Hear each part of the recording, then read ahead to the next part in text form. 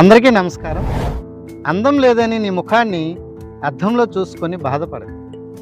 శ్వాస తీసుకుంటున్నావా? నడవగలుగుతున్నావా? ఆరోగ్యంగా ఉన్నావా? ఇంకేం అయితే నువ్వు ఎప్పటికే ధనవంతుడివి. ఆస్తులు లేవని కృంగిపోకు. బ్యాంక్ బ్యాలెన్స్ కన్నా మంచి మనసు చాలా విలువైనది. ప్రేమించగలిగే గుణం ఉంది అంటే నువ్వు ఓడిపోలేదు. దేవుడు నమ్మిన మనిషివి. బంధువులు లేరని ఒంటరిగా ఫీల్ అవ్వకు. ఈ ప్రపంచంలో అందరూ ఉండి కూడా చాలామంది ఒంటరిగా ఉన్నారు, కానీ నువ్వు మాత్రం కాదు. భగవంతుడు నీకు తోడుగా ఉన్నాడు. నీ ప్రతి కన్నీటిని చూస్తున్నాడు.